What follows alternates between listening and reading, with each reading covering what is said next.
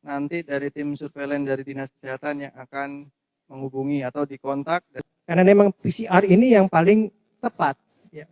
Antibody kalau positif kita harus PCR juga. Itu berusaha untuk memproteksi dirinya dari penyebaran COVID tersebut. Jadi sebenarnya rapid test antibody sangat-sangat penting. Kita sudah dengar berita di Jakarta, di Bandung. Sebagai Rektor Das Muhammadiyah Metro menyampaikan apresiasi kepada semua dokter.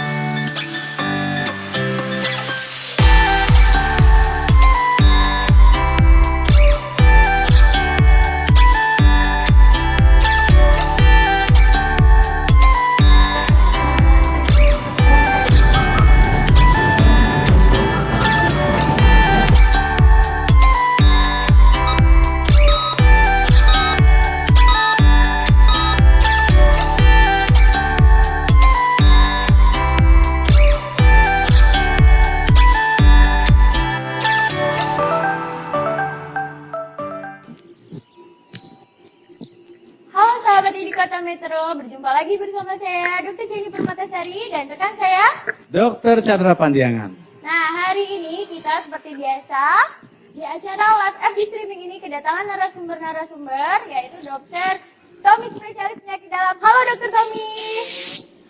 Dan selanjutnya yaitu Dr. Alex, spesialis Senior kita ya. Iya. Halo. Dan Selanjutnya kedatangan tamu yaitu Bapak Hendarto SKL. ya, Halo Pak. oke. Jadi sebelumnya kita harus tahu dulu bapak-bapak ini atau dokter-dokter ini sebagai apa sih gitu. Jadi biar jelas dulu masyarakat tahu sebagai apa. Walaupun dokter Tommy sudah terkenal, dokter Ali sudah terkenal, tapi kita perkenalkan kembali sebagai apa gitu profesinya. Dan Pak Hendarto juga pasti Iya. sudah terkenal ya. Oke Dokter Chandra silakan. Ya, Dokter Alex adalah seorang patologi klinis yang sudah lama berkecimpung di dalam bidang ini. Begitu kan Pak ya? Ya, di Kota Metro sudah terkenal bahkan mungkin di Indonesia. Ya, di Kota Metro Bapak ini adalah seorang senior dari patologi klinis. Dan kemudian satu lagi yaitu Dokter Tommy, spesialis penyakit dalam. Sehari-hari bekerja di Rumah Sakit Muhammadiyah Kota Metro. Dan kemudian yang tidak kalah pentingnya ya, yaitu Pak Hendarto, yaitu Ketua Forum Kepala Puskesmas se-Kota Metro ya Pak ya. Ya, dan dia juga sebagai Ketua PPNI ya, Ketua perawatnya seluruh Kota Metro ya. Sekali lagi selamat siang Bapak-bapak, dokter-dokter sekalian. Ya. Selamat bergabung ya dokter-dokter dan Pak Hendarto. Siap ya, ini untuk memberikan edukasi kepada masyarakat ya. Siap. Nanti ada pertanyaan-pertanyaan. Pertanyaannya dari sahabat Facebook di rumah Iya. langsung bisa tanya-tanya dan langsung dijawab juga. Ya, pertanyaan silakan mengenai COVID yang terbuka ya. Kita akan berusaha mencoba menolong untuk memberikan jawaban-jawabannya dari para pakar kami ya. Jangan segan-segan, jangan malu-malu, dan kita akan siapkan waktu yang cukup nantinya. Untuk pertama ini siapa dulu? Dokter Tommy, spesialis penyakit dalam akan memaparkan tentang apa dokter temanya? Hari ini temanya tentang Alat pelindung alat pelindung diri APD dan juga rapid test ya. Untuk itu kami persilakan kepada Dokter Tommy. Terima kasih.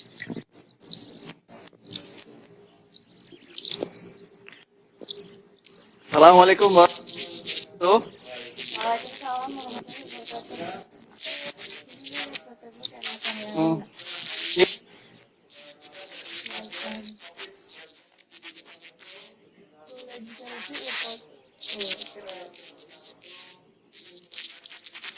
Pengguna atau APD untuk penanganan COVID-19.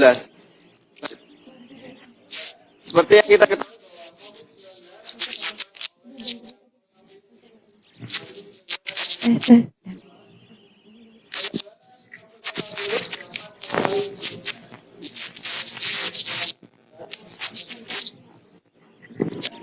bisa bentuk droplet, yaitu saat batuk atau bersin, kemudian kontak fisik ketika kita bersalaman atau ketika kita bersentuhan atau ketika kita menyentuh benda-benda yang telah tertempel oleh virus.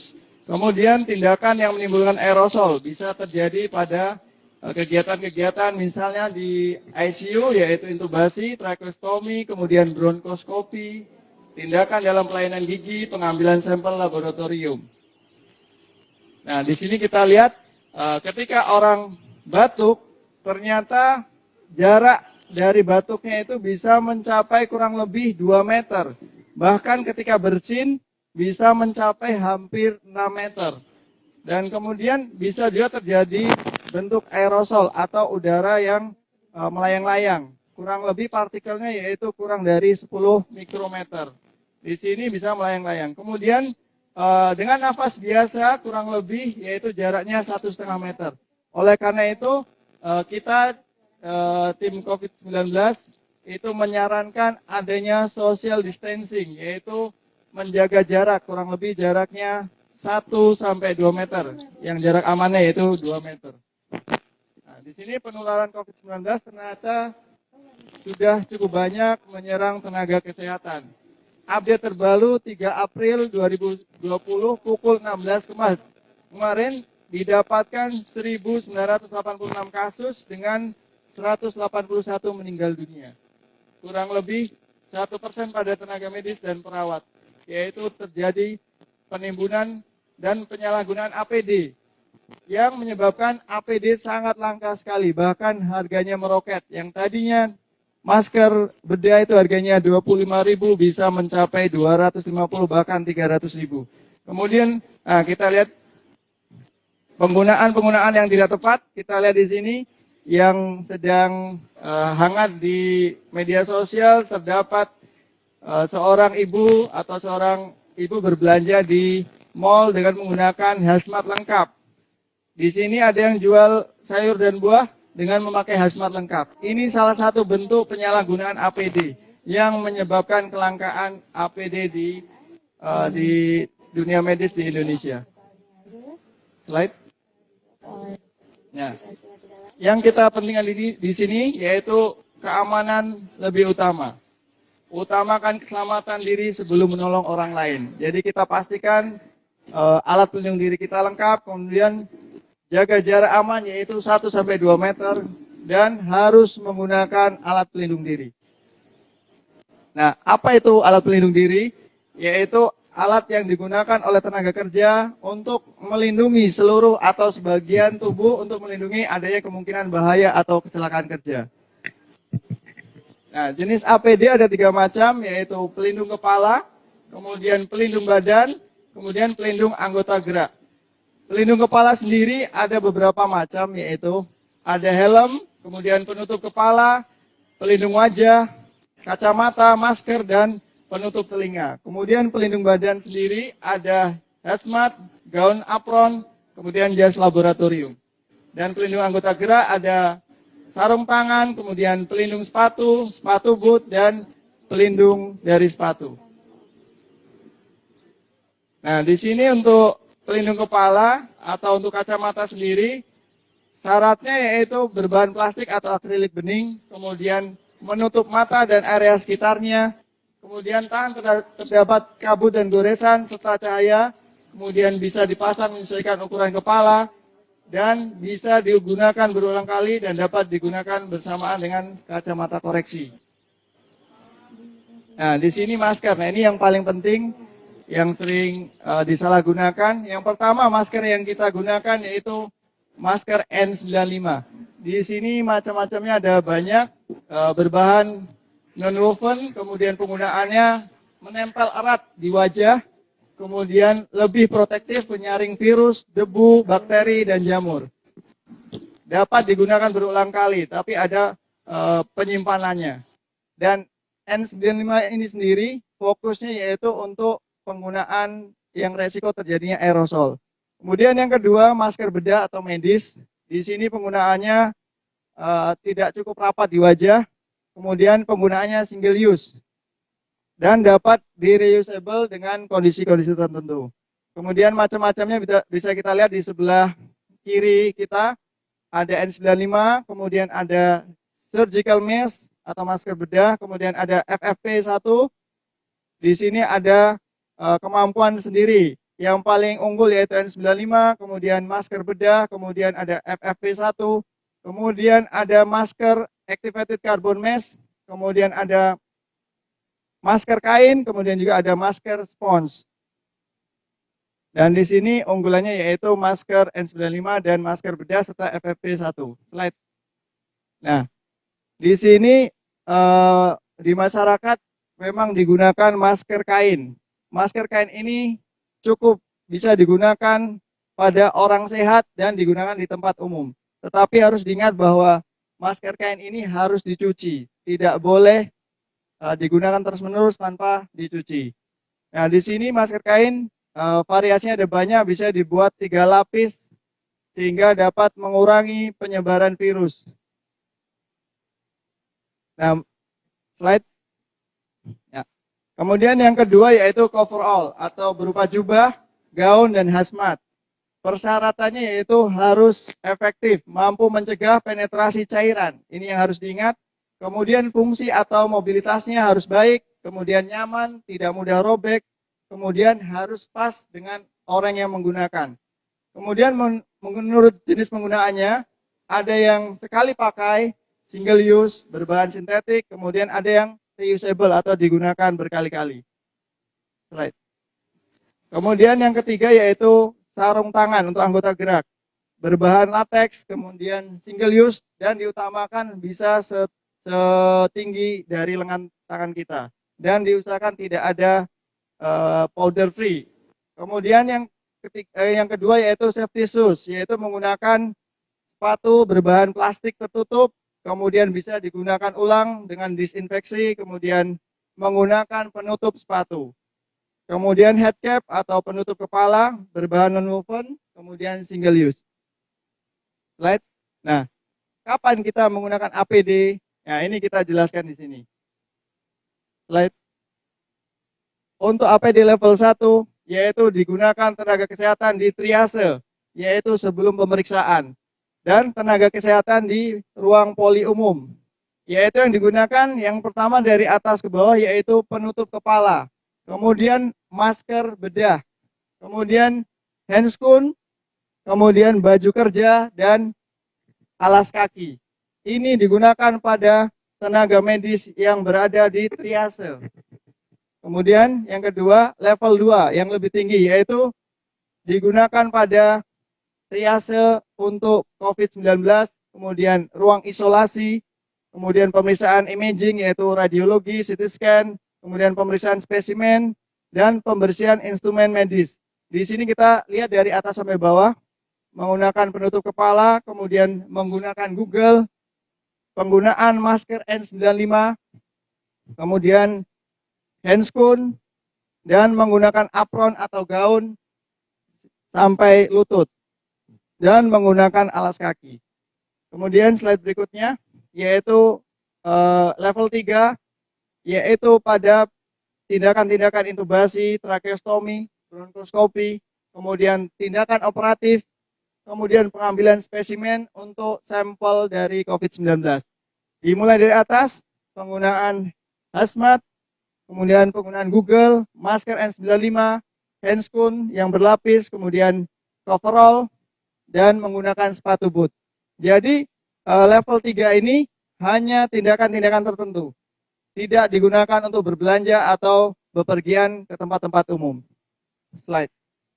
Nah, di sini selain cara penggunaan, kita juga harus mengetahui cara pelepasan. Karena beberapa tenaga medis ataupun beberapa tenaga kesehatan sering salah dalam melepaskan sehingga terjadi kontaminasi dari virus itu sendiri. Yang pertama, cara melepaskan APD level 3. Yang pertama dimulai dengan melepaskan handscoon luar. Handscoon luar, dengan memasang APD level 3 dulu. Yang pertama yaitu menggunakan baju jaga.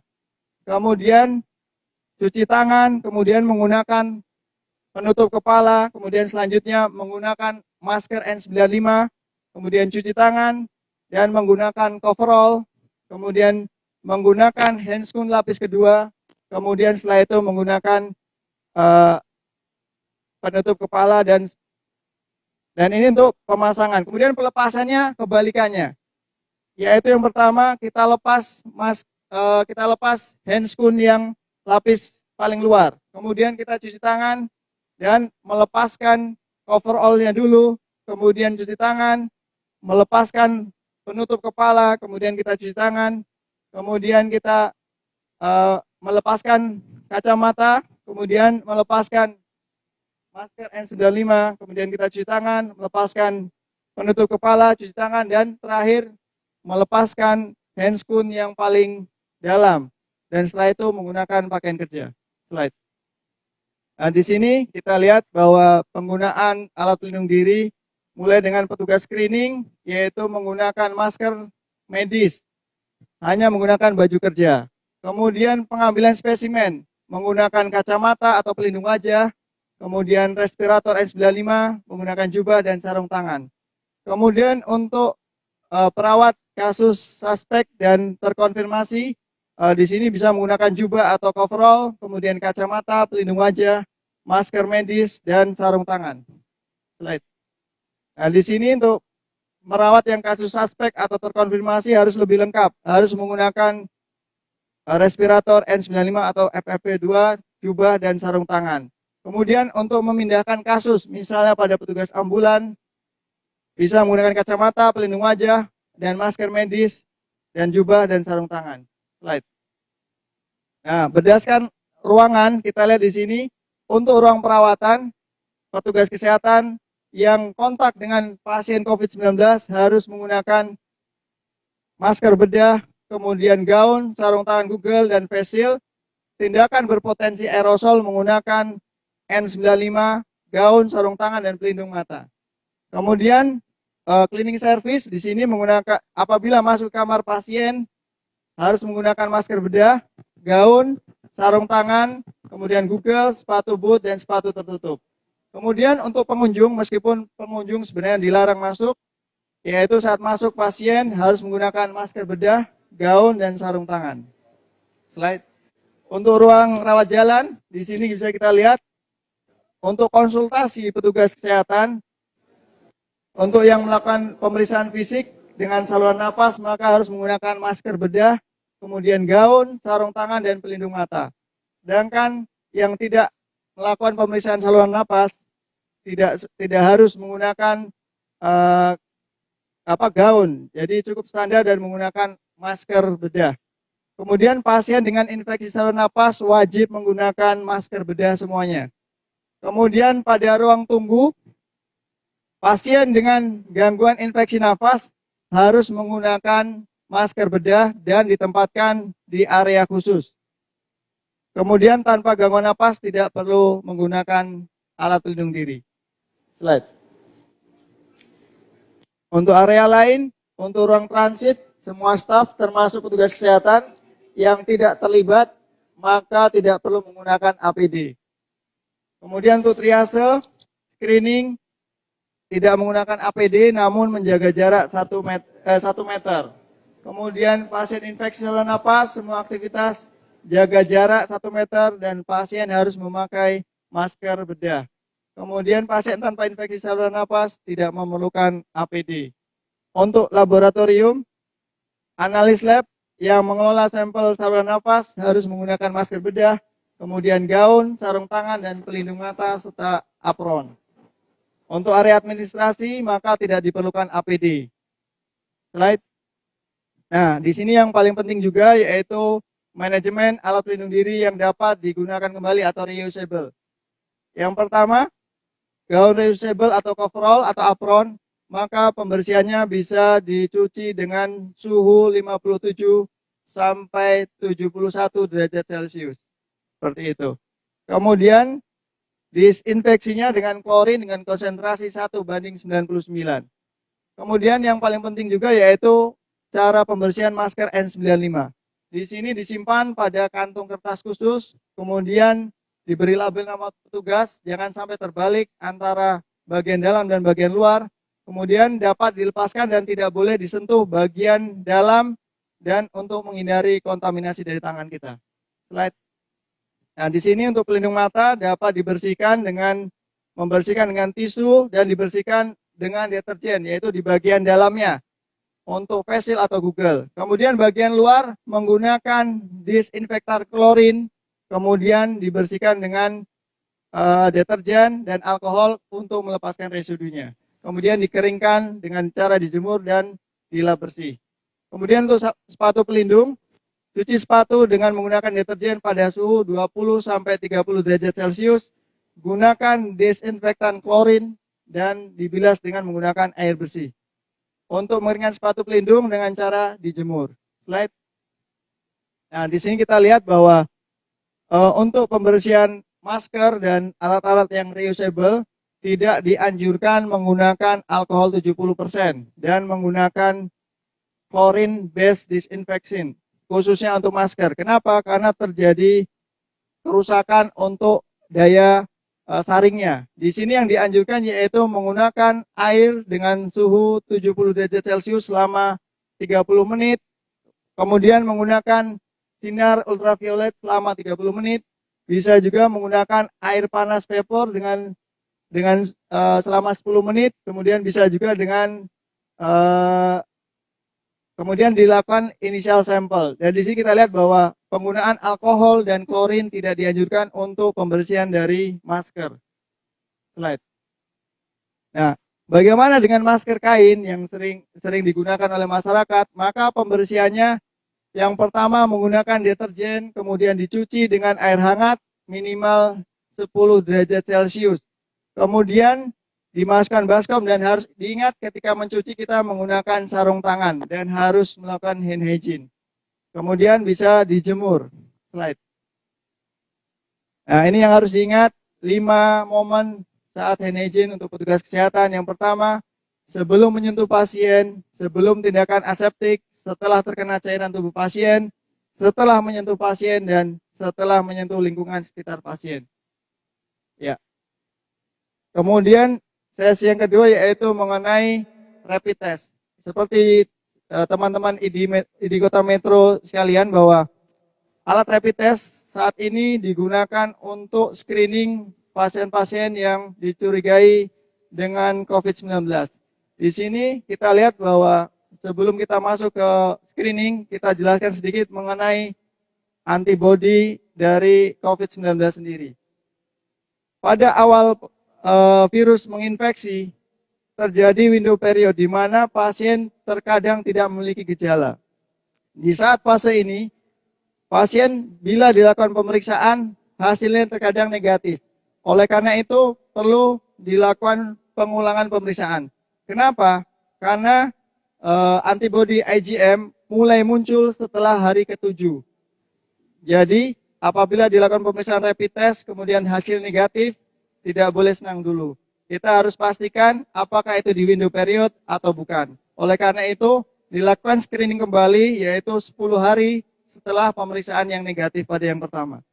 Kemudian setelah hari ke-7, mulai muncul antibodi dari IgM COVID-19, kemudian mulai muncul lagi yaitu IgG COVID-19 pada hari ke-14.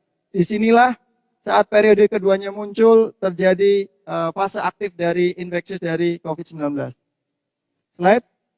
Nah, untuk alurnya sendiri, bahwa untuk pemeriksaan rapid test dari rapid test sendiri, yaitu yang pertama pasien OTG, orang tanpa gejala, kemudian ODP, kemudian dan PDP. Di sini dilakukan screening. Pertama, apabila rapid test hasilnya negatif, maka dilakukan isolasi mandiri selama 10 hari.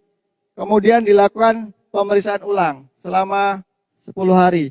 Apabila hasilnya positif, maka dilakukan pemeriksaan RT-PCR. Jadi, gold standar atau pemeriksaan pastinya yaitu menggunakan RT-PCR, bukan menggunakan rapid test. Rapid test hanya sebagai screening.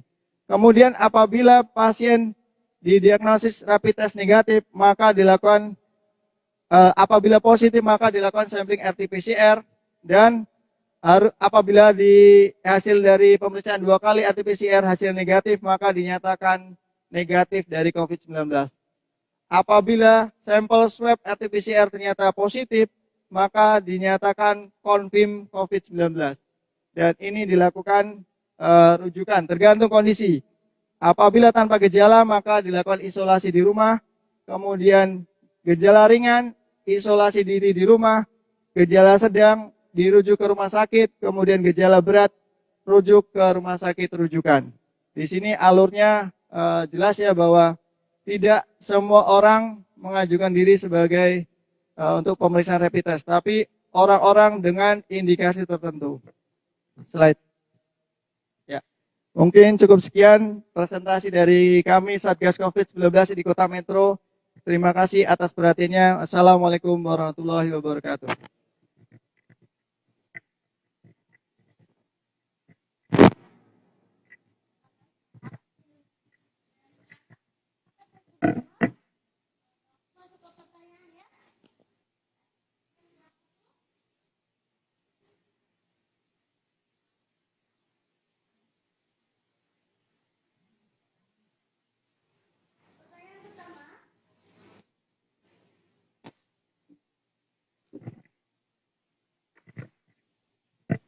Pertanyaan pertama, di Kota Metro ini bagaimana untuk pendistribusian APD yang layak untuk tenaga kesehatan, terutama untuk tenaga kesehatan di puskesmas? Karena saya lihat masih banyak yang menggunakan jas hujan, sedangkan yang saya lihat di TV katanya sudah ada bantuan dari pusat.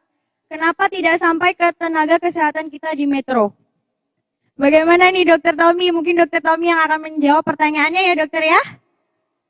Nah, ini Dok.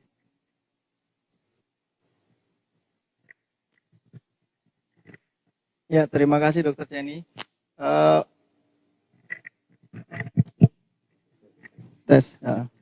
Ya, terima kasih Dokter Jenny atas pertanyaannya. Untuk pendistribusian alat pelindung diri di Puskesmas Kota Metro, dari ID sendiri sudah berusaha menggalang dana dan memberikan bantuan kepada teman-teman dari Puskesmas maupun di Fasyankes primer maupun sekunder di Kota Metro. Kita menggalang dana juga dengan bantuan dari ID, teman-teman dokter seluruh Kota Metro, kemudian dari teman-teman dari kemarin dari Universitas Muhammadiyah Metro, kemudian dari Yayasan PSMTI, kemudian dari perkumpulan Agama Buddha ya Dokter ya? Agama Buddha memberikan penggalangan dana untuk memberikan santunan APD ke seluruh puskesmas di Kota Metro. Jadi memang kita membutuhkan kerjasama dari semua pihak. Penanganan COVID-19 ini harus diperhatikan bahwa lini pertamanya bukan tim medis. Garda terdepan terdapat di masyarakat semua, yaitu dengan cara berdiam diri di rumah. Dengan berdiam diri di rumah, maka itu merupakan lini pertama atau garda terdepan untuk melindungi dari penyebaran dari COVID-19. Apabila seluruh teman-teman ID Kota Metro atau seluruh masyarakat Kota Metro bisa berdiam diri di rumah masing-masing, maka itu sangat membantu dari kami, tim Satgas Kota Metro, untuk menyelesaikan tidak tercover, artinya yang masih ada penularan virus selain yang berdiam diri di rumah. Kemudian untuk sendiri, insya Allah nanti dari tim Satgas bekerjasama dengan lembaga-lembaga lain sudah menyiapkan pendistribusian alat pelindung diri sehingga harapannya tiap puskesmas pelayanan primer bisa mendapatkan APD yang sesuai dan layak. Demikian Dr. Jenny ya. Oke, sahabat FB di rumah, itu tadi jawaban dari Dokter Tommy, spesialis penyakit dalam. Nah, maksudnya gini Dok, yang terakhir Dok, jadi kita dapat nggak intinya bantuan dari pusat Dokter? Ya, untuk bantuan dari pusat mungkin dari bisa membantu nanti ya. Ya mungkin dari Pak Hendarto bisa membantu menjawab mungkin. Dari pusat bagaimana Pak Hendarto? Pada Pak Hendarto untuk menjawabnya. Terkait dengan bantuan dari pusat sebenarnya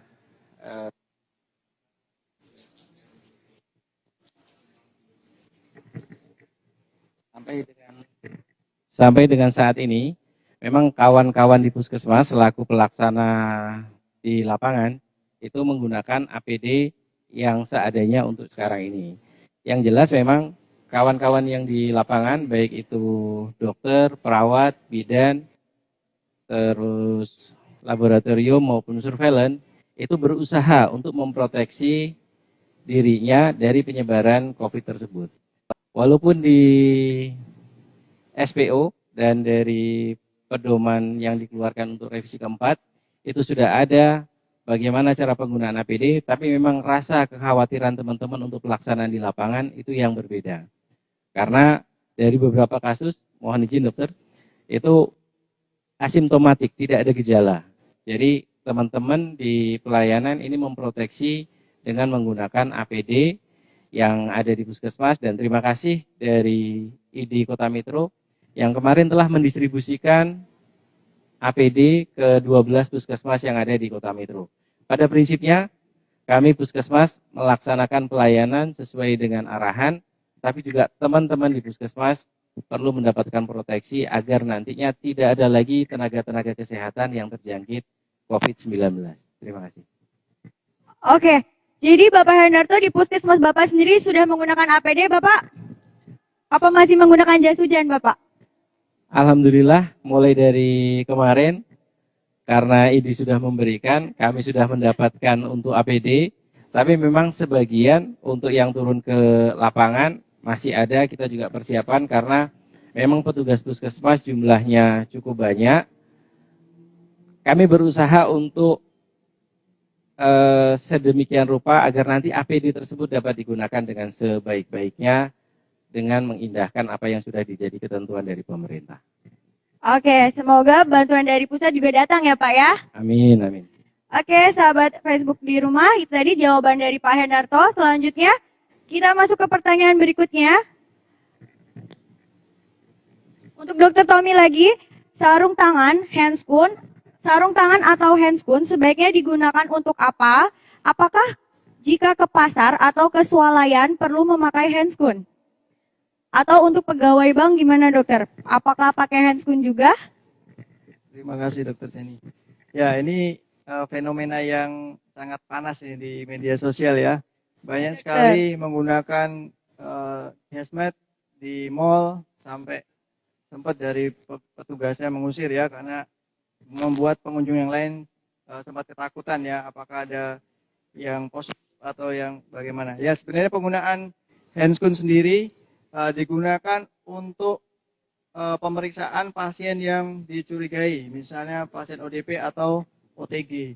Jadi tidak semua tindakan menggunakan handscoon. Kenapa?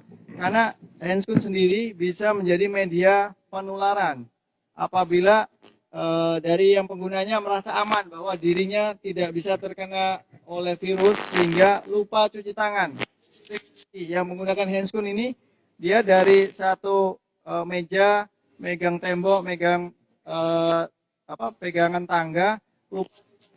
Berbeda halnya apabila tidak menggunakan sarung tangan, maka otomatis akan mencuci tangan. Karena virus ini bisa mati menggunakan deterjen, menggunakan sabun, dan menggunakan disinfektan. Jadi untuk orang-orang tersebut tidak dianjurkan, kecuali memang dicurigai area tersebut atau kita kontak dengan pasien yang konfirm atau dicurigai dengan positif COVID-19. Jadi cukup dengan tanpa sarung tangan, tapi harus ingat harus rajin cuci tangan. Mungkin itu Dokter Jenny ya. Oke, sahabat Facebook di rumah, jawaban Dokter Tommy yaitu tadi ya dok ya, tidak perlu menggunakan handscoon, jadi rajin-rajin cuci tangan gitu ya dok ya. Iya, betul untuk sekali. kalau jika susah mendapatkan air, jadi menggunakan sanitizer ya dokter Hand ya. sanitizer. Oke, selanjutnya nih pertanyaannya kita tujukan untuk Dokter Alek ya.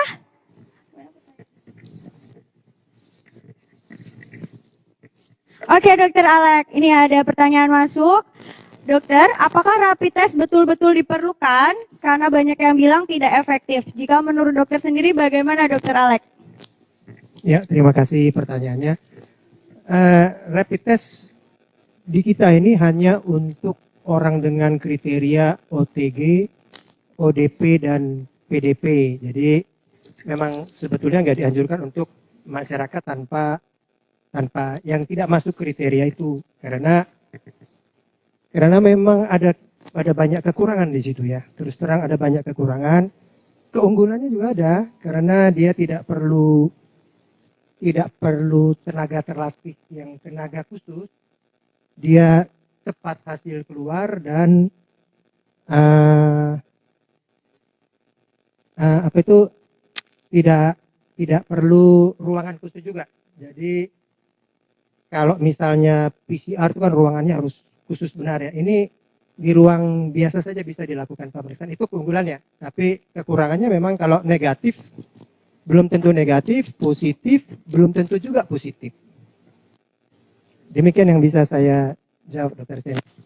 Oke, Dokter Alek. Dan di Kota Metro sendiri bagaimana, Dokter Alek? Apakah sudah bisa rapid test ini? Nggak tahu saya ini. Dokter Hendar yang bisa jawab. Pak Hendar tuh kali yang bisa jawab.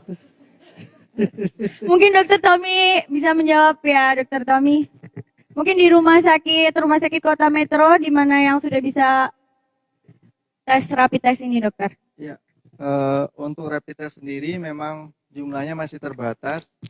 Jadi nanti apabila di Fasiankes didapatkan kecurigaan, nanti dari tim surveillance dari Dinas Kesehatan yang akan menghubungi atau dikontak, dan dari tim surveillance yang nanti akan menentukan apakah perlu dilakukan pemeriksaan rapid test atau tidak.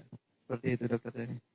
Oke, berarti sahabat di Kota Metro ini yang tidak termasuk kriteria tidak perlu berbondong-bondong untuk rapid test gitu ya, Dokter Tommy ya? Iya, betul sekali. Mungkin Pak Hendar tuh bisa menambahkan. Ya. Terima kasih. Untuk mohon maaf sebenarnya untuk rapid test memang ranahnya ranah surveillance. Dan memang disampaikan oleh Dr. Tommy tadi bahwa yang utama untuk rapid test adalah OTG, ODP, dan PDP. Nah, kalaupun misalnya di sini nanti ada drop, itu memang jumlahnya juga tidak banyak. Jadi diutamakan memang untuk sasaran-sasaran yang memerlukan dilakukan rapid test tersebut. Untuk masyarakat, mungkin nantinya bisa dilaksanakan mandiri, tapi setelah menunggu dari sarana prasaranya ada. Tapi kalau yang untuk sekarang, memang hanya untuk sasaran yang kemungkinan terpapar dari COVID, yaitu mulai dari OTG, ODP, dan PDP. Nanti untuk info selanjutnya bisa menghubungi Dinas Kesehatan Kota Metro terkait dengan rapid test tersebut. Oke, terima kasih Pak Hendarto sebagai Ketua PPNI Kota Metro. Selanjutnya untuk Dokter Alek lagi. Dokter Alek, ada kabar bahwa di rumah sakit atau di puskesmas sudah ada alat PCR. Apakah benar, Dokter? PCR. Ya, setahu saya yang ada di Ayani, setahu saya sudah ada sekitar 4 Tapi kalau tahun di yang lalu. puskesmas belum ada ya, Dokter ya? Di puskesmas belum ada. Di Metro barangkali baru Ayani aja, nggak tahu Muhammadiyah. Ya, baru Ayani aja, tapi itu nama alatnya itu TCM ya, tes cepat molekuler. Biasanya dipakai buat periksa TBC yang resisten terhadap banyak obat, ya, MDR TB. Nah, tapi dengan sedikit modifikasi bisa dipakai buat buat buat virus corona. Ini yang setahu saya sedang dalam program Kemenkes untuk mengadakan besar-besaran. Karena memang PCR ini yang paling tepat. Ya. Antibody kalau positif kita harus PCR juga, kalau negatif kita harus ulang juga 10 hari kemudian. Tapi kalau yang TCM ini bisa. Tapi kalau nggak salah di koran-koran bilang 1-2 minggu lagi. Kita doakan ya Dokter Alek ya, semoga datang. Oke, selanjutnya Dokter Chandra. Ada satu info lagi yang harus diketahui masyarakat. Mungkin dari Ketua Satgas akan memberikannya langsung. Coba, mungkin agak Ada satu informasi yang harus disampaikan oleh Ketua Satgas kita. Informasi yang sangat penting kepada masyarakat supaya masyarakat tidak menjadi cemas dan berbondong-bondong datang ke rumah sakit. Ya, ini kita persilakan Ketua Satgas kita, Dr. Ronald akan menyampaikannya. Baik. Terima kasih untuk kesempatannya. Jadi pemeriksaan rapid test antibody itu saat ini sudah ada di Kota Metro. Itu infonya. Meskipun jumlahnya saat ini masih sedikit, masih terbatas. Kenapa terbatas? Karena puji syukur sampai saat ini Kota Metro belum ada pasien terkonfirmasi. Pemeriksaan rapid test antibody sebenarnya ditujukan lebih ke arah surveillance, di mana kita akan melakukan tracking. Misalnya ada satu pasien terkonfirmasi positif COVID-19, maka petugas surveillance akan lalu menelusur kontak erat pasien tersebut dengan siapa saja. Nah, orang-orang dengan kontak erat inilah yang kemudian akan dilakukan pemeriksaan rapid test antibody tadi.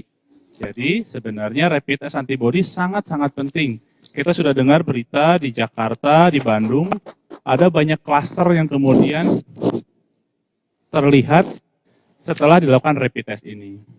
Sistem pendekatan dari Dinas Kesehatan, pemeriksaan rapid test ini bisa secara aktif atau pasif.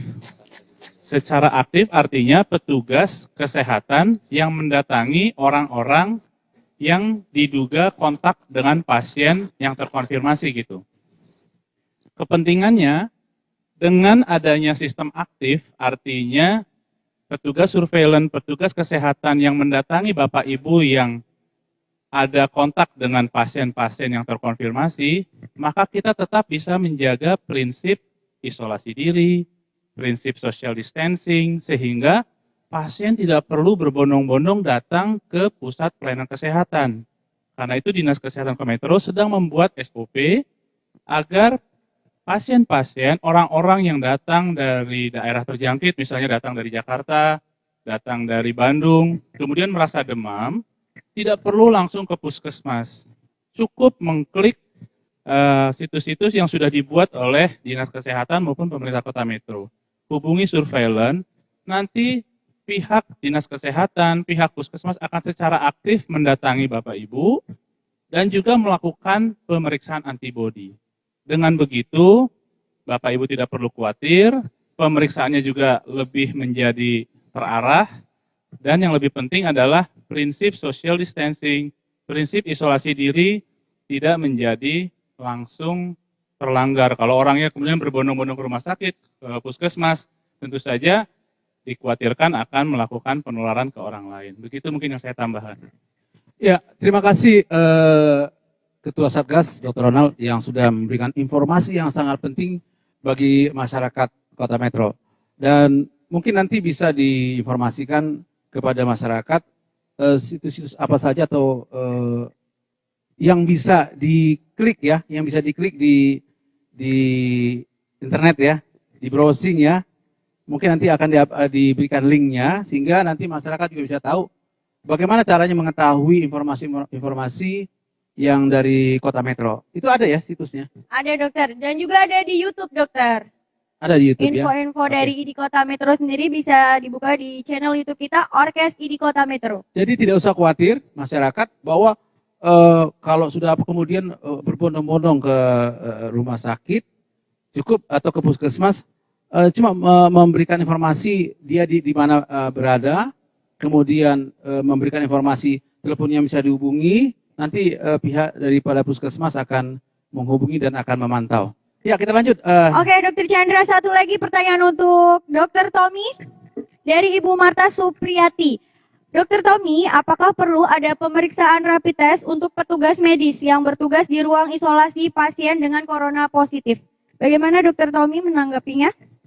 Terima kasih. Seperti yang disampaikan bahwa petugas-petugas kesehatan, kan kita bisa lihat bahwa tenaga kesehatan yang kontak erat, yang terkonfirm memang perlu dilakukan pemeriksaan juga, karena termasuk dengan kontak erat, meskipun tidak ada gejala. Akan tetapi kebijakan ini juga harus disesuaikan dengan kebijakan Dinas Kesehatan ataupun dari pemerintah masing-masing dari tiap pemerintah daerah. Karena kembali lagi bahwa alat pemeriksaan atau kit pemeriksaan sendiri jumlahnya terbatas dan memang harus digunakan dengan bijak seperti itu. Jadi nanti dari kembali lagi kita serahkan tim surveillance nanti yang akan memilah mana yang perlu dilakukan pemeriksaan. Kalau memang tenaga kesehatannya itu sangat apalagi misalnya Di ruang isolasi ya dokter, betul, berarti di kan ruang sangat rentan isolasi, sekali. sangat kontak sekali dan berisiko sekali. Makanya tadi saya tekankan bahwa buat petugas kesehatan yang merawat pasien terkonfirm COVID-19 atau PDP ataupun ODP harus menggunakan alat pelindung diri yang baik baik itu cara penggunaannya saat memasang ataupun melepas. Karena sering terjadi kasus-kasus kontak atau penularan itu saat melepaskan alat pelindung diri. Misalnya pelepasan masker, yang sering lupa yang dipegang bagian depan masker. Ataupun misalnya saat pelepasan topi penutup kepala ataupun Google. Jadi harus hati-hati sekali. Karena kadang kita terlalu buru-buru atau lelah sehingga lupa menyentuh bagian-bagian yang seharusnya tidak boleh disentuh. Mungkin itu dari saya, dokter ini. Oke, terima kasih Dokter Tommy. Selanjutnya pertanyaan dari sahabat Facebook di rumah untuk Bapak Hendarto. Bagaimana peranan PPS dalam menangani COVID-19 terutama di wilayah kota metro dan sudah sejauh mana? Misalkan IDI sudah melakukan sosialisasi ke masyarakat secara langsung ke setiap kecamatan. Ya, Bapak Hendarto silakan dijawab. Terima kasih dokter. Untuk PPNI ikut berperan serta. Terima kasih sekali hari ini dari IDI Kota Metro telah mengundang untuk ikut hadir aktif di acara ini. Jadi untuk PPNI kita sudah berkoordinasi untuk semua komisariat. Kami PPNI di Kota Metro ada 7 komisariat di masing-masing rumah sakit dan puskesmas. Yang kita persiapkan adalah kemarin kita sudah coba untuk pengadaan, tapi ternyata sudah keduluan oleh teman-teman IDI. Jadi PPNI sudah mengadakan, insya Allah nanti minggu depan akan kita bagikan untuk sebagian kawan-kawan kami yang memang ada di garda terdepannya. Kalau di rumah sakit, itu mungkin rencananya untuk di UGD atau mungkin di ruang isolasi, dan untuk kawan-kawan di puskesmas yang memang mendampingi dari petugas surveillance untuk pelacakan atau tracking dari kasus-kasus yang disampaikan oleh Dinas Kesehatan, baik itu OTG, ODP maupun PDP. Itu terkait yang PPNI coba lakukan. Ada beberapa komisariat yang sudah care untuk anggotanya, yaitu dengan penambahan untuk makanan tambahan untuk seluruh anggotanya. Itu di Rumah Sakit Mardi Baloyo, itu sudah menganggarkan dari komisariatnya untuk seluruh anggotanya. Untuk mungkin sedikit saya menambahkan, tadi terkait untuk masyarakat, bahwa untuk masyarakat Kota Metro yang sekarang mungkin baru akan pulang ke Kota Metro, terpaksa pulang ke Kota Metro, ini sangat mudah untuk dapat mendapatkan informasi. Jadi Kota Metro ini sudah membuat aplikasi namanya Pikomet Yankes. Pikomet Yankes ya Bapak ya. Dan ini bisa di-download di Google Play Store. Nanti setelah itu di-download di Google Play Store, di sebelah kanan itu ada tulisan untuk cek kesehatan mandiri. Nah, di situ diisi harus dengan jujur. Nanti setelah diisi selesai, di situ akan ketahuan kondisi kesehatan berdasarkan pertanyaan tersebut. Nanti setelah itu akan dilakukan rekap oleh Dinas Kesehatan dan akan ditelusuri apabila ada hal-hal yang perlu dilakukan penelitian lebih lanjut oleh petugas surveillance. Dan satu lagi mungkin bisa menghubungi nomor telepon dari masing-masing penanggung jawab puskesmas di 12 puskesmas. Salah satunya sudah tertera di kantor gugus tugas untuk COVID-19 di Taman Kota atau di Facebooknya Dinas Kesehatan Kota Metro. Jadi semua informasi terkait dengan COVID juga sudah difasilitasi oleh pemerintah Kota Metro melalui Dinas Kesehatan. Jadi masyarakat mungkin tidak perlu panik berlebihan terkait dengan COVID, tapi tetap waspada dengan melakukan apa yang sudah disarankan oleh pemerintah Kota Metro dan dari rekan-rekan kesehatan. Terima kasih. Oke Pak Hendarto, ini ada pertanyaan lagi nih Pak. Sudah sejauh mana penata laksanaan pemeriksaan atau rujukan bagi pasien-pasien ODP ataupun PDP yang di FKTP Pak? Mungkin di puskesmas Bapak sendiri. Terima kasih. Ini pertanyaannya malah banyak ke puskesmas akhirnya. Karena mungkin terkait dengan masyarakat. Jadi untuk di awal sebelum kita ada Pikomet Yankes, masing-masing puskesmas sudah mempunyai aplikasi untuk dipakai oleh masyarakat. Nah dari aplikasi tersebut untuk di puskesmas kami sendiri, di puskesmas Yosomulyo, sampai hari ini sudah 92 orang dari masyarakat yang datang ke Kota Metro untuk mengisi aplikasi tersebut. dari yang mengisi tersebut ini ada 14 responden yang mempunyai gejala. Nah, yang mempunyai gejala inilah petugas kami dari Puskesmas ini yang akan mendatangi ke masing-masing rumah. Untuk data, ini rahasia untuk di kami, tapi petugas kami ini mendatangi petugas surveillance ke masing-masing rumah. Apabila nanti ditemukan hal-hal yang kurang baik, tanda-tanda yang kurang baik dari tim Puskesmas, termasuk dari dokter, ini akan melakukan rujukan. Nah, rujukan ini kita koordinasikan dengan Dinas Kesehatan, karena Dinas Kesehatan sudah mempunyai satu kendaraan yang digunakan untuk menjemput pasien terduga ODP ke rumah sakit rujukan tipe C. Nah, nanti setelah itu akan dilakukan pemeriksaan, yaitu radiologi atau rongsen dan pemeriksaan lab. Apabila hasilnya PDP, maka akan dilakukan rujukan ke rumah sakit rujukan di Kota Metro, yaitu di Rumah Sakit Ahmad Yani. Mungkin nanti Dokter Tommy bisa menambahkan terkait dengan klasifikasinya. Untuk di Puskesmas, insya Allah semua petugas siap untuk melakukan pelayanan terkait dengan COVID-19 tersebut. Terima kasih. Oke, Bapak Hendarto. Terima kasih atas jawabannya. Namun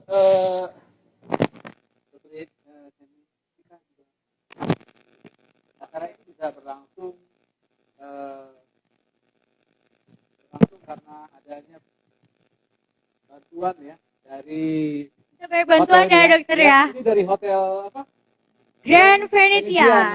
Dari situ Terima kita kasih atas live sponsor. ya, hari ini, dan mudah-mudahan ada perbaikan-perbaikan selanjutnya dalam siaran kita, karena ada beberapa kendala yang kita Iya, rasakan betul ya, sekali. saat ini ya. Karena kita biasa dengan pasien mungkin ya dokter ya, tidak Jadi biasa kita- dengan mikrofon ini. Iya, mengucapkan terima kasih kepada hotel Grand Venetia yang yang sudah sudah. memberikan tempatnya ya, Oke. yang cukup lumayan ya, nyaman ya. Bukan lumayan lah dokter, Nyaman banget nyaman, ya. jangan lumayan. Hotel ini luar biasa ya. Hotel baru, Di Kota Metro bersih ya. bersih. Bintang berapa ini? Tapi Bintang berapa ini ya dokter? iya, bintang 3 ya kalau nggak salah ya. Ya, fasilitasnya baik sekali. Ya. Terima kasih sekali lagi. Eh, Selanjutnya gimana nih dokter? Kita tanya dokter Alek lagi apa dokter oh Tommy nih? iya, Dokter Alek, daripada diam-diam aja, kasihan Dokter Alek dulu, kita tanya dulu. Ya, Dokter Alek sudah siap ya dengan jawaban-jawabannya. Ini ada pertanyaan-pertanyaan yang akan bertubi-tubi ya. Iya dokter Alek. Dokter Alek.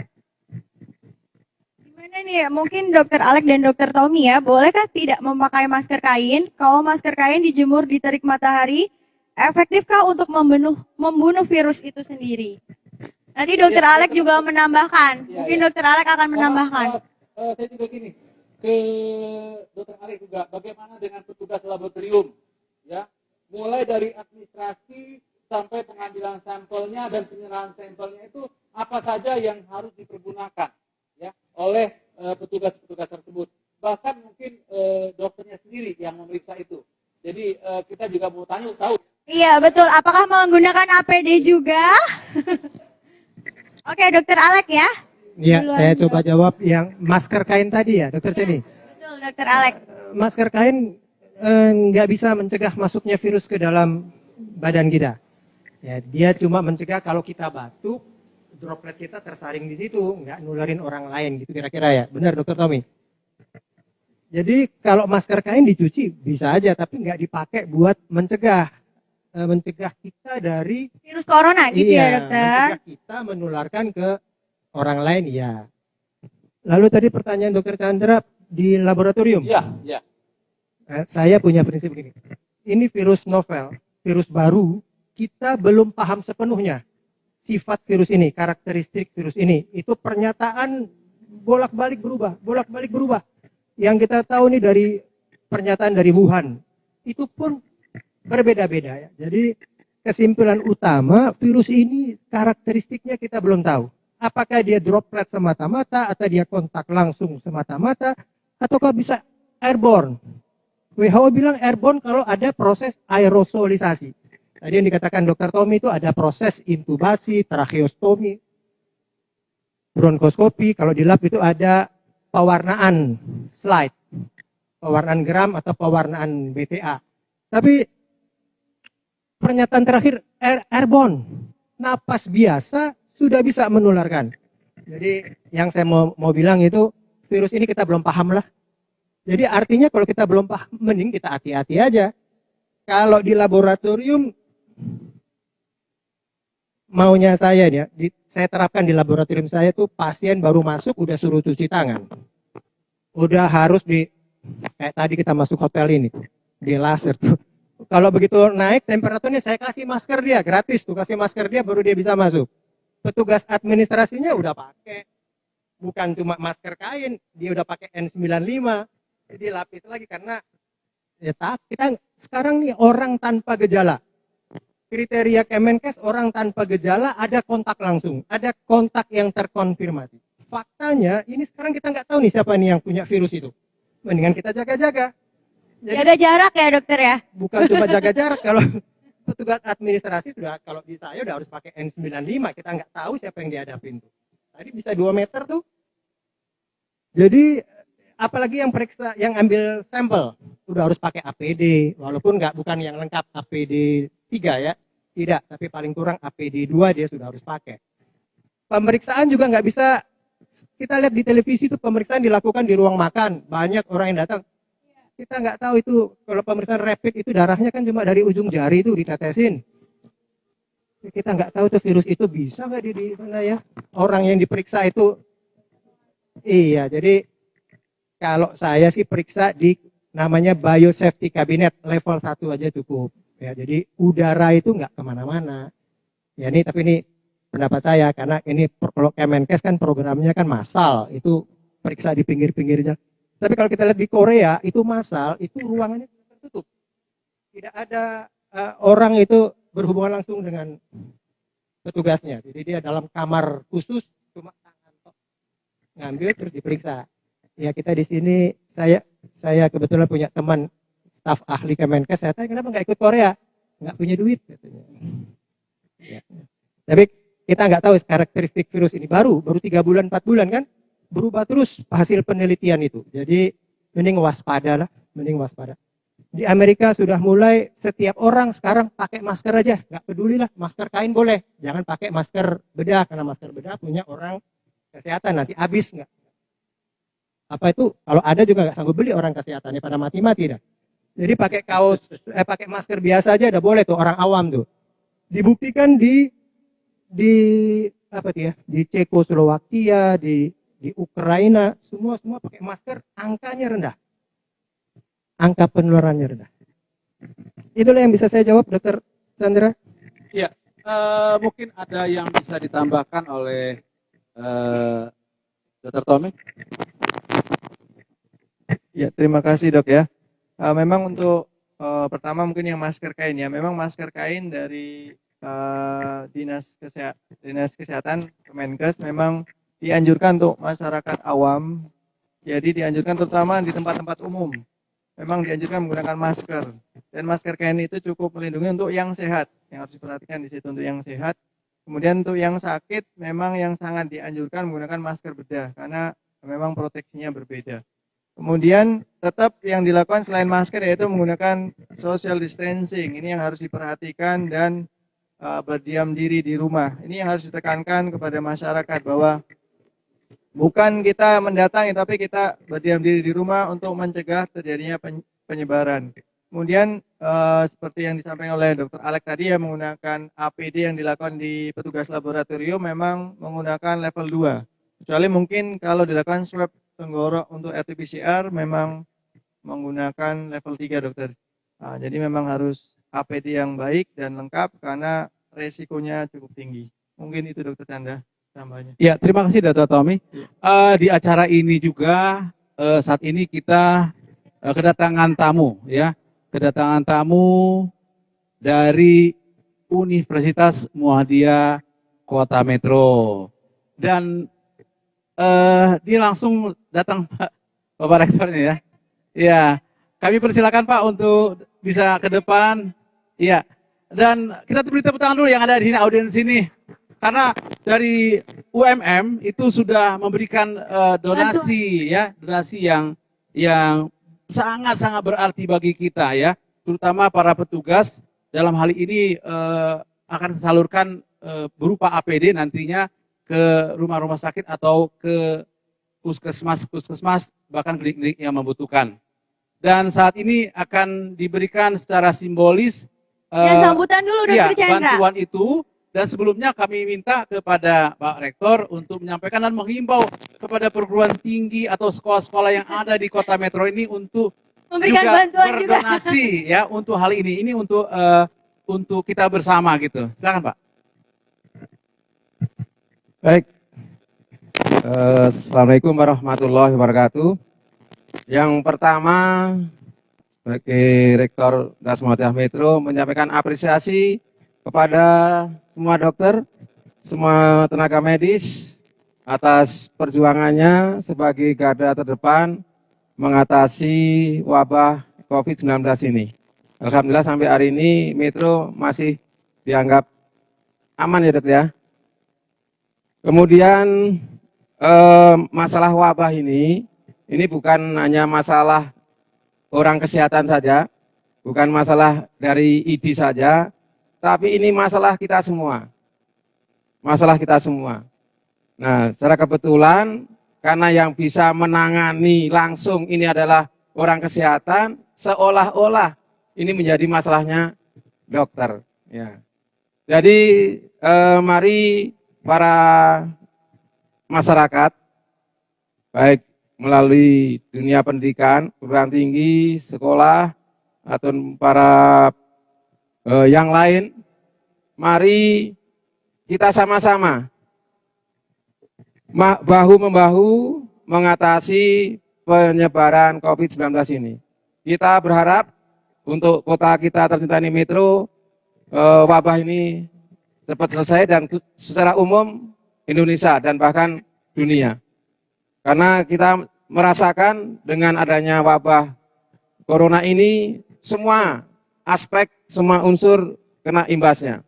Dalam dunia pendidikan mungkin udah ini minggu ketiga barangkali secara pembelajaran dirumahkan secara online, ini juga mengganggu proses pembelajaran. Maka pada kesempatan yang baik ini saya mengajak kepada semua kawan-kawan saya yang sebagai pemimpin perguruan tinggi, baik negeri maupun swasta, kepala sekolah, pengusaha-pengusaha, mari kita bahu-membahu, kita dukung. Kita sering lihat TV yang jadi masalah pada rekan-rekan kesehatan, masalah APD. Kita lihat sampai berkorban menggunakan alat yang tidak standar, yaitu jas hujan. Dan saya pernah baca keluhan dari dokter, beliau sudah berkorban menggunakan alat yang standar, minimal 8 jam setelah pakai itu dia tidak bisa apa-apa. Untuk keperluan pribadi aja tidak bisa apa-apa. Untuk ke kamar mandi, buang air kecil, minum memang nggak apa. Tapi di luar sana, sekedar untuk berdiam diri di rumah, dia tidak bisa melakukan. Ini kan egonya dia. Sementara kawan saudara kita dokter sudah berjuang mati-matian, mengorbankan diri dan juga keluarganya, tapi masyarakat lain tidak bisa mendukungnya, hanya sekedar menahan diri untuk tidak keluar atau tidak bepergian. Nah, apalagi mendukung dalam bentuk finansial. Pada saat ini, saudara kita dari kesehatan masih butuh dukungan dari kita. Ya, terutama bentuk alat pelindung diri. Masih kita sering lihat di TV, sampai hari ini juga masih juga kekurangan APD. Ketika ada saudara kita pulang dari luar Lampung, kita temukan yang barangkali perlu dicek kesehatannya, tapi tidak serta-merta bisa karena para tenaga medis tidak mengenakan APD, jadi nggak bisa langsung mengecek gimana dia kena apa tidak. Maka mari pada kesempatan ini saya mengajak kepada semuanya yang tidak bisa menangani langsung karena memang keilmuannya, yang bisa menyumbangkan donasinya, yang bisa memberikan penyuluhan pada masyarakat, mari kita dukung pencegahan COVID-19 ini segera berakhir. Melalui uluran kita, barangkali ada dana sedikit kita salurkan melalui ID, supaya nanti bisa dimanfaatkan untuk pengadaan APD ini. Mudah-mudahan, kalaupun di masyarakat Metro ada orang yang terkena ini, kita ID siap, karena APD-nya tersedia atas bantuan kita semua. Kita jangan mengandalkan dari pemerintah, betul, sampai memang ratusan triliun, tapi yang dibutuhkan pemerintah untuk mengatasi corona ini tidak hanya APD. Butuh bantuan makan bagi yang tidak bekerja, butuh sarana yang lain. Ya, jadi dibagi-bagi, ternyata APD juga belum tercukupi ke anggaran pemerintah itu. Mari kita sama-sama sekali lagi kita dukung dalam mengatasi wabah ini melalui donasi kita salurkan kepada ID, mudah-mudahan ID didukung oleh bantuan dana dari semuanya masyarakat yang ada di Metro dan sekitarnya.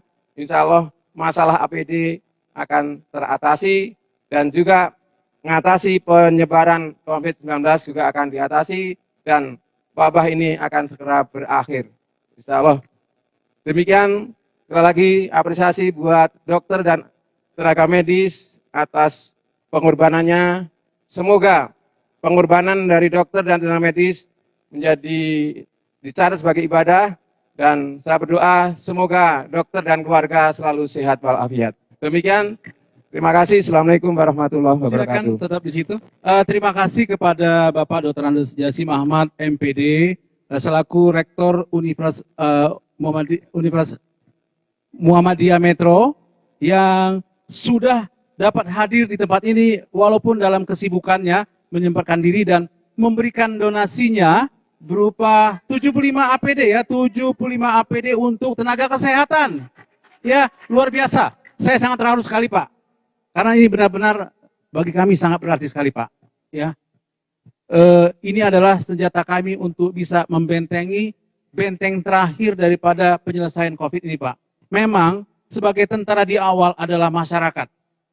Tetapi ketika masyarakat ini lengah, prajurit yang terdepan ini jatuh, benteng terakhir adalah tenaga kesehatan dan dokter. Untuk itu kami sangat berterima kasih, kami sudah disiapkan dengan alat pertahanan diri yang mudah-mudahan ini sangat-sangat, bukan mudah-mudahan, memang sangat-sangat berarti bagi kami. Dan kami meminta dengan sangat secara simbolis penyerahan APD ini kepada Ketua ID Kota Metro, Dr. Agung, spesialis penyakit dalam. Berikan APD untuk sekedar mengurangi beban ID dan juga menunjang kegiatan tugasnya supaya dokter bisa melakukan tugas dengan percaya diri karena sudah menggunakan APD yang sesuai dengan SOP WHO. Mohon diterima. Terima kasih kepada Pak Rektor Universitas Terima Muhammadiyah. kasih Bapak. Kami mewakili teman-teman medis sangat berterima kasih. Jumlah ini sangat besar, membantu kami dalam memerangi COVID-19 ini. Kami mohon apresiasi dari Universitas Muhammadiyah ini diikuti oleh perguruan tinggi yang lain di Kota Metro atau di seluruh Lampung ya Bapak ya. Kami siap menerima donasi dari teman-teman yang di luar. Iya, itu.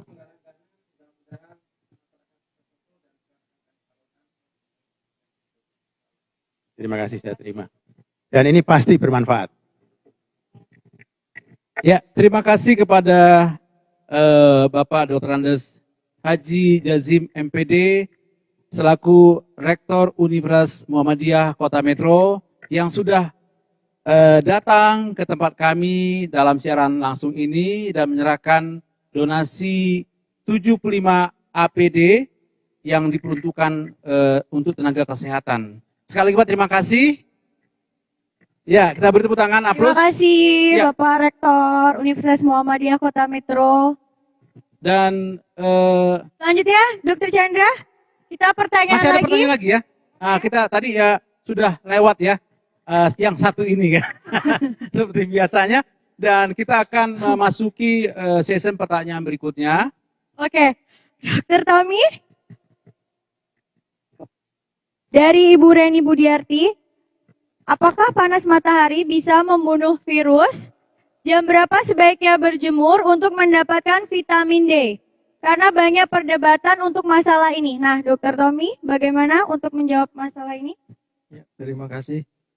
Memang untuk berjemur memang harus diperhatikan bahwa jam-jam terdapat ultraviolet itu ada skemanya ya, ada jam 7 sampai jam 8, jam 8 jam 9 sampai jam 10. Memang harus diperhatikan untuk orang yang sehat memang dianjurkan di bawah di atas jam 10 ya, jam 10. Tapi untuk yang memiliki autoimun tidak dianjurkan karena akan memperburuk kondisi seperti itu. Jadi harus diperhatikan kondisi tubuh juga karena tiap orang kan berbeda-beda ya. Kemudian fungsi dari berjemur ini sendiri yaitu untuk meningkatkan konversi dari vitamin D sehingga meningkatkan daya tahan tubuh seperti itu. Jadi yang perlu diingat di situ bukan untuk hanya untuk membunuh virusnya itu sendiri, tapi meningkatkan daya tahan tubuh itu sendiri. Mungkin itu dok ya yang bisa kita. Ini sangat penting ya dokter ya. Iya betul. Tapi harus diperhatikan social distancing. Nah ini Jangan rame-rame berjemurnya ya betul dok. sekali. Ini sering terjadi berjemur tapi ngobrol main itu sama aja. Seperti itu. Oke, Ibu Reni mungkin sudah jelas ya jawaban dari Dr. Tommy. Selanjutnya pertanyaan dari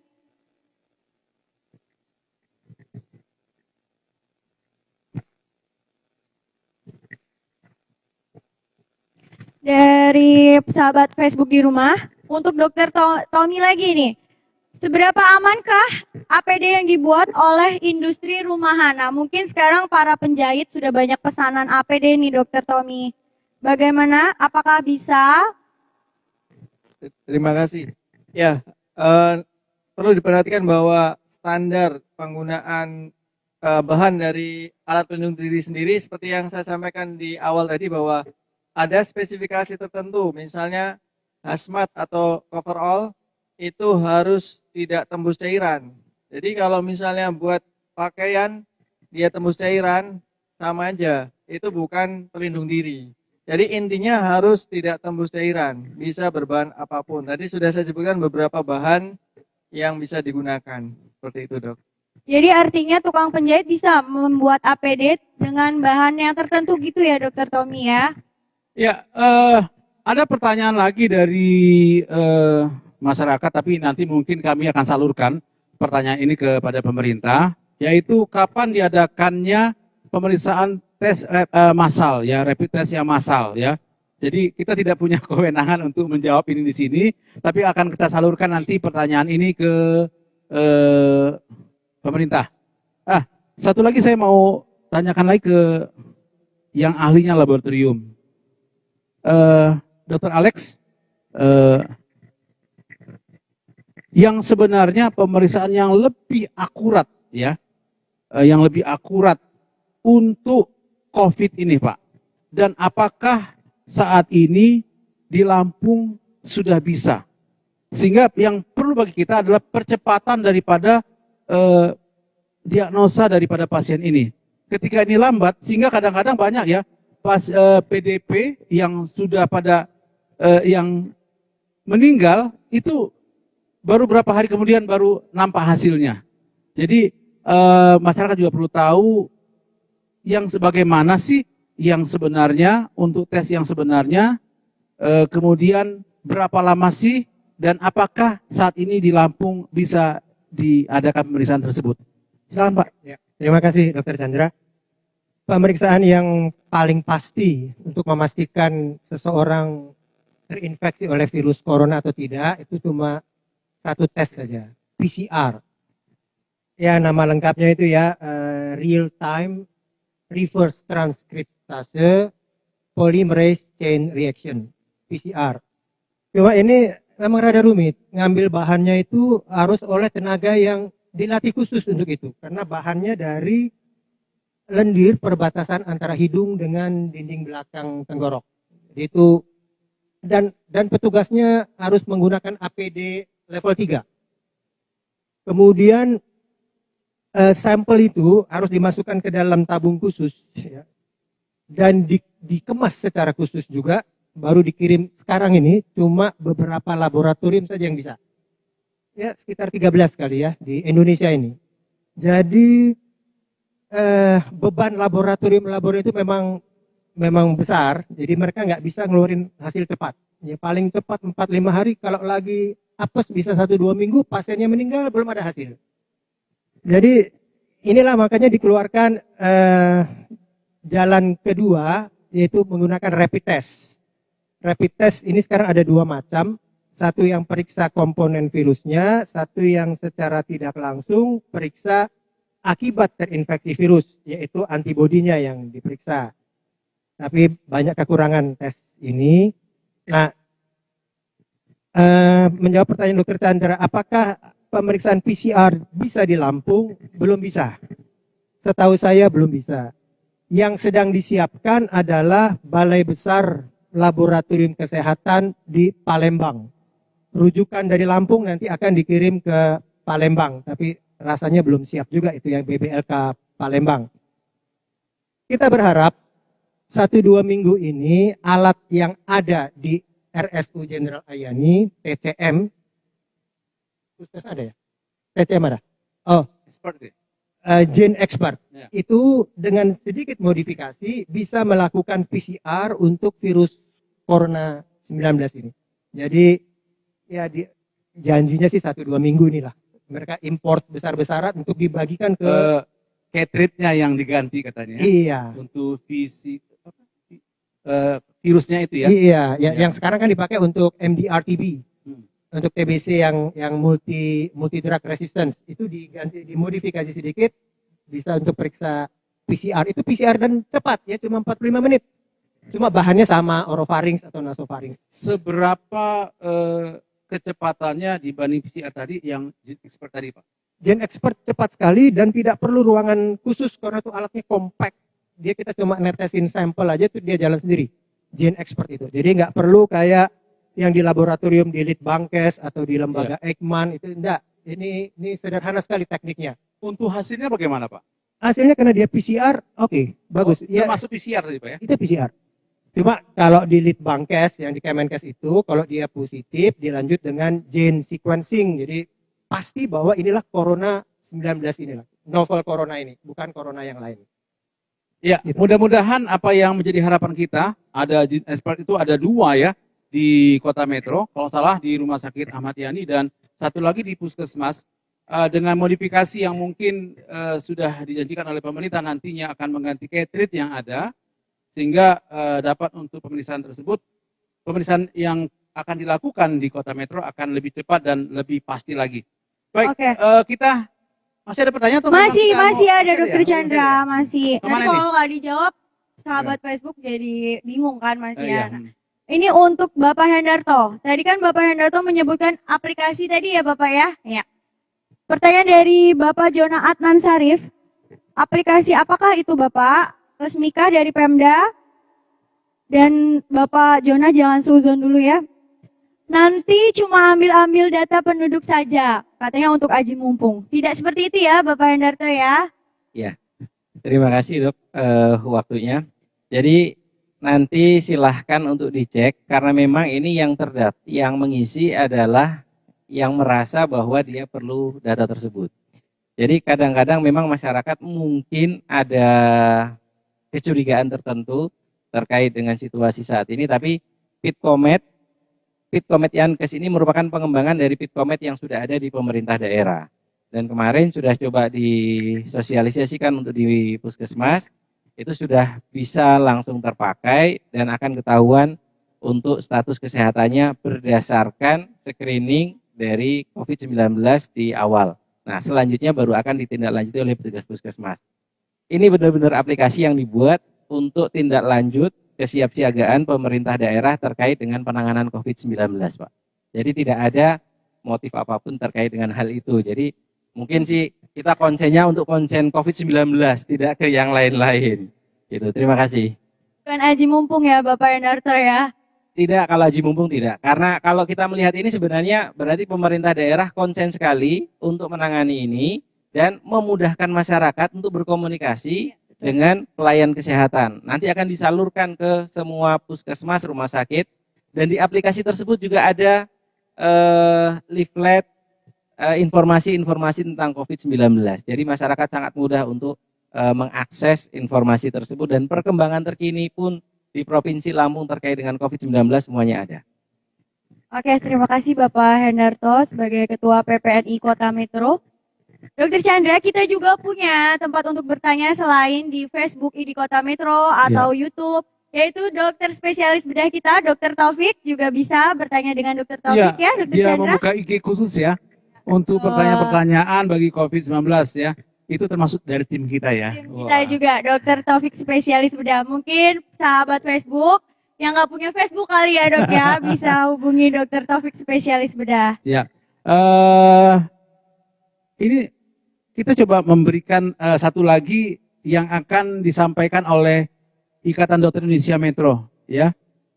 Hasil daripada donasi donasi 110 alat pelindung ya. Dari teman-teman ya, teman-teman Ya, dokter ya. betul. Ya, yaitu donasi 110 alat pelindungan diri ya berupa hazmat ke puskesmas, ya. Untuk itu yang mewakili puskesmas Pak Hendarto. ya. Oh ya. Oke. Sebagai ketua Kepala Puskesmas juga Ya. Dokter Chandra. akan diserahkan oleh Ketua Satgas COVID-19 ID Kota Metro. Dr. Pada Ronald, Dr. Ronald, penyakit dalam. spesialis penyakit dalam. Ya, ini Pak Hendarto, warna putih melambangkan kesucian. Terima kasih. Saya selaku Kepala Puskesmas mewakili seluruh Kepala Puskesmas dan Dinas Kesehatan Kota Metro mengucapkan banyak terima kasih kepada ID Kota Metro yang telah memberikan perhatian lebih kepada staf kami, kepada tenaga-tenaga kami dalam penanganan COVID-19. Yang kita butuhkan adalah APD yang nanti akan digunakan oleh petugas-petugas kita, terutama yang turun langsung ke masyarakat. Karena memang ada kekhawatiran dari petugas puskesmas terkait dengan pelaksanaan tugas dalam penanganan ini. Sekali lagi saya mengucapkan terima kasih, mudah-mudahan ini nanti akan menjadi ibadahnya dari teman-teman ID Kota Metro. Amin. Oke, selanjutnya donasi APD hazmat dari ID Kota Metro Ke untuk rumah ya. sakit. Ya, Dr. Hartawan mewakili Pada seluruh Dr. rumah sakit Hartawan, yang ada di Kota Metro. Dari spesialis rumah sakit Azizah, ya, perwakilan. Ya, nggak usah ngomong katanya.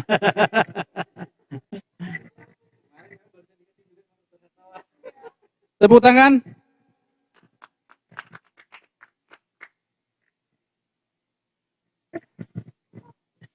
Ya. Oke. Simbolis aja dokter. Oke Dokter Chandra, selanjutnya kita ada pertanyaan lagi nih. Satu lagi ya Dokter Chandra ya. Silakan. Kemana Untuk ini? Dokter Tommy.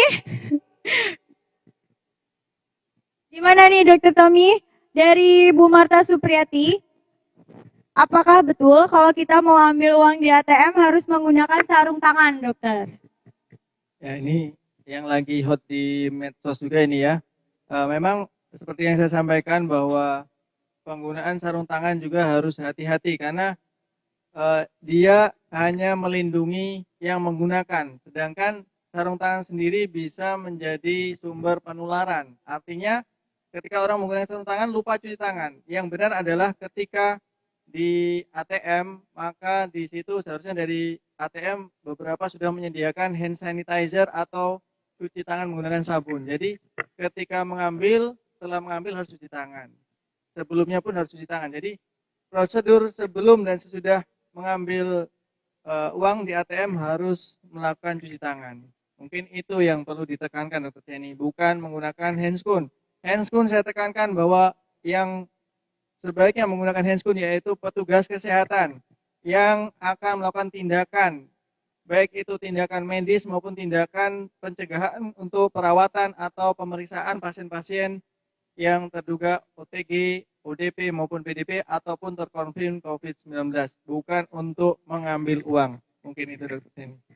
Oke, Dokter Tommy, terima kasih atas jawabannya. Dan kemarin juga Dokter Andreas, spesialis paru-paru, mengajarkan kita kalau mengambil uang tidak menggunakan jari-jari lagi, tapi bisa menggunakan bagian ini. Kalau mungkin bagian ini susah ya, Dokter Chandra ya.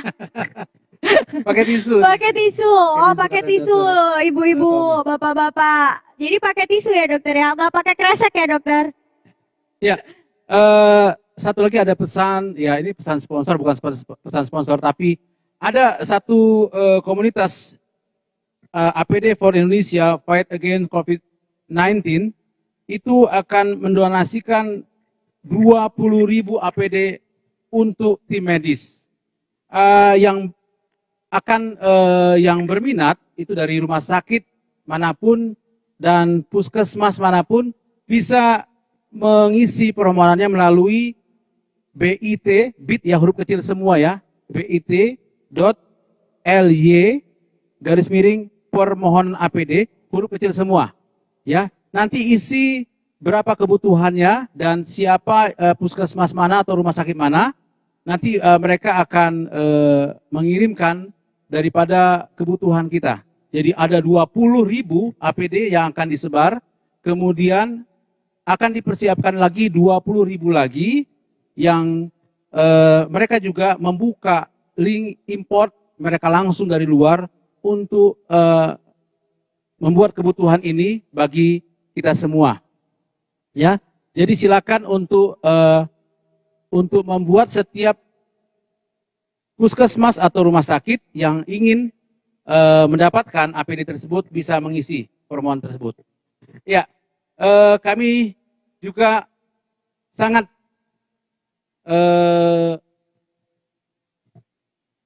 meminta Dokter Chandra? ya, kita meminta juga daripada masyarakat apa-apa saja yang memang mereka butuhkan sebagai bahan-bahan mereka dalam pencegahan COVID ini ya. Kami selalu terbuka di link-link kami di Facebook, ya, betul, di Facebook, ya, di Facebook ID Kota ada, Metro, kemudian ada di YouTube, yaitu channelnya Orkes ID Kota Metro, obrolan kesehatan. ya. Selanjutnya di Instagram juga. ID Kota Metro juga. Selanjutnya satu lagi, Dokter Taufik spesialis bedah. Juga ya dokter ya? Iya, membuka khusus ya. Itu buat WA atau gimana kalau Dokter Taufik, dokter? Dia Instagram, ya Instagram. Bahkan dari Spanyol sudah ada yang bertanya kepada dia. Luar biasa. Dan ya. Dokter Ade juga siap membantu datang ke praktek ya mungkin ya dokter ya pertanyaannya. Ya, sekali lagi kita ucapkan terima kasih kepada Hotel Grand Venetian yang sudah memberikan tempat kepada kita untuk hari ini melakukan live streaming Facebook ya dan dari Instagram juga. Ya. Dokter Chandra, maaf sebentar. Ada pertanyaan lagi? Ada lagi. Oh, iya. Ternyata banyak sekali pertanyaannya untuk Dokter Tommy. Ini satu lagi ya, satu pertanyaan lagi ya terakhir ya sebagai terakhir. Dokter Tommy, bagaimana untuk petugas yang pernah terpapar dengan virus corona yang dimasukkan mungkin perawat, dokter yang selama ini kan sedang heboh di masyarakat tidak boleh masuk kos-kosan setelah berdinas gitu dokter. Nah, padahal harus sudah dikarantina selama 14 hari dan hasil rapid testnya pun negatif. Itu bagaimana dokter kelanjutannya untuk yang tenaga kesehatan sendiri dokter? Iya, terima kasih. Ya, jadi prosedurnya tetap sama ya untuk tenaga kesehatan yang dicurigai kontak, prosedurnya sama, menggunakan rapid test, yaitu apabila pemeriksaan pertama negatif, maka harus diulang setelah 10 hari. Apabila negatif lagi, maka misalnya pertama pemeriksaan pertama 10, negatif, isolasi selama 10 hari, kemudian dilakukan pemeriksaan rapid test lagi, hasil negatif, dinyatakan negatif seperti itu. Ya, karena terkait dengan antibodi yaitu seperti yang kita sampaikan, hasilnya yaitu IgM muncul setelah hari ke-7. Tapi harus diingat di sini adalah pada orang dengan daya tahan tubuh yang normal. Beberapa kasus memang pada autoimun ataupun imunokompromis pembentukan antibodi tidak sesuai. Jadi harus diperhatikan. Jadi pemeriksaan rapid test juga ada plus minusnya seperti yang disampaikan oleh Dr. Alex. Pada pasien-pasien imunokompromis belum tentu terbentuk seperti itu. Jadi gold standarnya tetap RT-PCR seperti itu Dr. Jenny ya. Jadi tidak boleh sembarangan memberikan statement karena seperti itu bisa menyebabkan masalah di masyarakat. Seperti itu dok. Artinya jika tenaga medis tersebut dokter sudah dikarantina dan sudah dilakukan pemeriksaan, bisa ya dokter pulang kembali ke kos-kosannya mungkin atau ke rumahnya gitu ya dokter ya. Jadi agar masyarakat setempat tidak khawatir akan adanya tenaga medis yang sudah merawat pasien corona gitu ya dokter Chandra ya. Karena juga ketika petugas kesehatan itu pulang dari tempat kerjanya, dia sudah mengadakan sanitasi dirinya ya. Ada mungkin ditampilkan? Ya.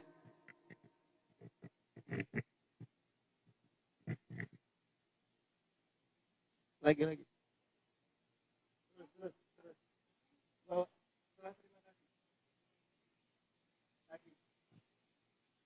Di sini protokol keluar dari rumah, ya masuk lagi slide. Nah, protokol. Jadi ini ada protokol-protokol ya. Artinya sebenarnya kita ada protokol ketika keluar dari rumah, masuk rumah. Jadi ada protokol untuk tenaga medis bahwa ketika selesai dari pekerjaan memang harusnya petugas medis melepaskan baju yang dipakai di rumah sakit, mandi, kemudian menggunakan baju yang digunakan untuk pulang ke rumah. Jadi harapannya sudah bersih sampai di rumah. Nah, seperti itu. Jadi masyarakat tidak perlu khawatir. Dan harapan kami juga sebagai tenaga medis dari tiap-tiap pasienkes, baik itu puskesmas ataupun rumah sakit, bisa menyediakan diri pakaian kerja. Jadi bisa menggunakan pakaian kerja. Tapi itu kembali lagi sesuai masing-masing pasienkes. Karena memang harapan kami dari tenaga medis, ketika petugas medis itu bekerja menggunakan baju khusus untuk bekerja. Baju kerja itu ditinggal di tempat kerja, disterilkan dan petugas medis bersih dan tanpa kontaminasi. Mungkin itu Dr. Jenny ya. Oke, terima kasih Dr. Tommy. Ya, jadi sekali lagi kepada masyarakat ketika datang ke praktek dokter, melihat sesuatu yang berbeda saat ini, dokter berpakaian lengkap, semua jangan heran, karena ini adalah antisipasi dari kewaspadaan kita terhadap penyebaran COVID-19 ya. Dan mungkin wajah lihat, cantik dokternya nggak kelihatan ya dokter ya. Dokter Ade udah pakai ninja juga. Dokter Ade dengan kacamatanya. Ya, jangan heran ya. Jadi karena ini memang cara kami untuk mencoba memutus daripada rantai penyebaran COVID-19. Baik Bapak Ibu sekalian, masyarakat kami yang tercinta di Kota Medan dan sebagainya. Mungkin ini akhir dari acara kita hari ini. Silakan berdiri Bapak-bapak. Dan saya minta rekan-rekan yang ada di sini bisa dikit-dikit 1 meter ya. Bisa kemari. Ya, di sini yang bisa Ketua ID, Ketua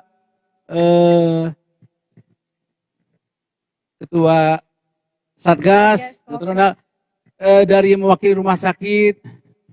Kita bagaimana mencontohkan social distancing 1 meter ya. Ini 1 meter ada ya. Ya, semua bisa dilihat ya jaraknya. Dan ketika kita berbicara Dokter Ade. Ya.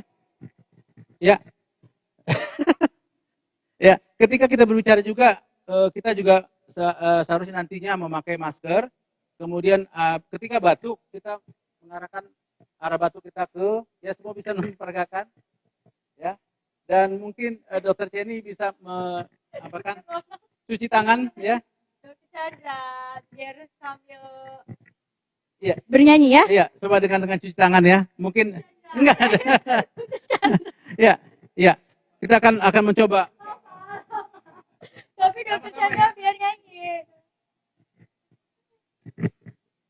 Oke, Dokter Chandra. 1,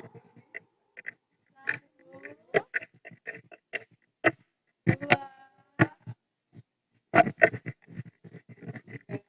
3, 4 sudah.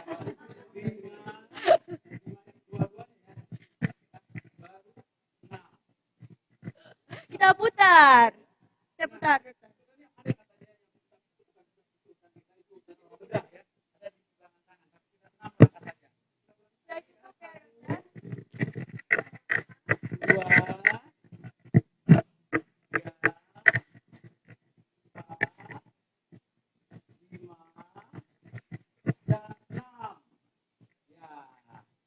Oke.